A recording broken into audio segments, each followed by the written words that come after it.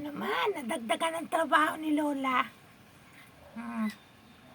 Kailangan padedehin. Wala dito yung nanay niya, yung mami niya.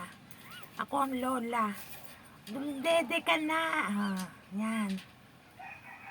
Busog ka na ba? Ang bihira nagtapon dito. Binigyan ako ng dagdag trabaho. Magdidilig pa nga ako doon eh. Bukid. Naglalaba pa. Dagdag pa to. Kawawa naman. Tingnan naman nyo ito. Walang kamuslak-muslak ko. Kawawa naman oh. Tinapon lang. Masisilang lang tinapon na agad oh. Huwag na nyong gagawin niya magtapon. Hayaan nyo muna siyang lumaki. Nakakakain na sa kanyo. Ipamigay, huwag nyong itapon. Kasi may buhay din ito, mga apo. Kaawa-awa. O, binila nito ng didihan. Ng gatas. Alam niyo ba kung magkano binili ng anak ko? Kulang-kulang na 500. Mabuhay lang ito. Isang nilalang na to. O. Hindi ba kayo naawa dito? O, huwag na nyong itapon pag hindi pa pwedeng itapon. Tsaka bakit kayo nag-aalaga ng mga pusa? Hindi naman nyo kayang pangatawanan. Ipakapon nyo para hindi mga anak. Kawawa ang mga pusang. Busog ka na ba? Ha? At may ginagawa pa ang Lola. Busog na? Liit-liit pa kasi niyan eh.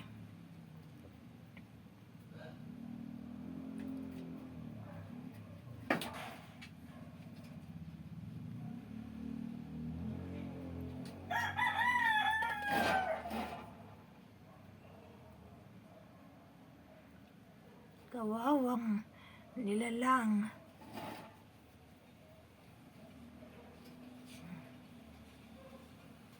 Ano na? Busog ka na? Busog na? Busog na si Tapon? Ha? Ano ka na ba? Konti pa. Ako yung nilalabang ko doon. Wala kasi yung mami niya.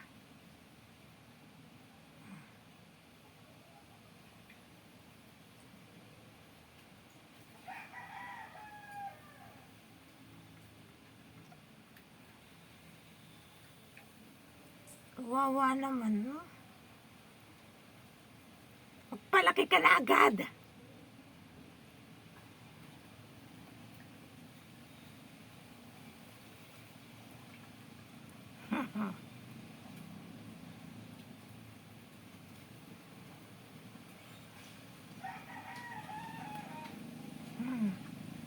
Busog ka na? Ha? Tapon? Busog ka na, Tapon? Di pa nga nadilat, tinapon na. Pagkaanak, tinapon agad ng may-ari. Isa lang kaya ito? Konti pa.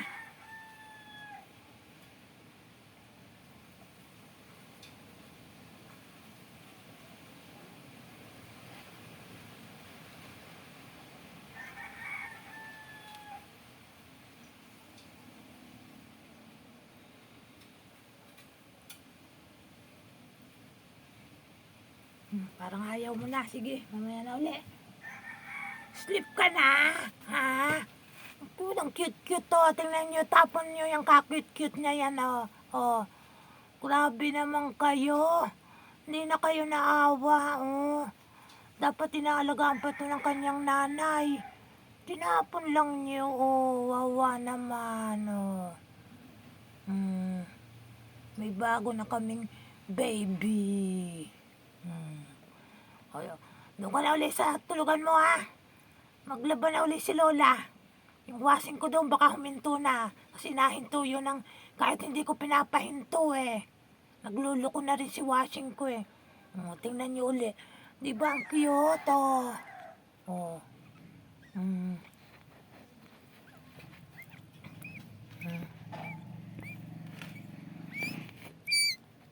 naiyak ko.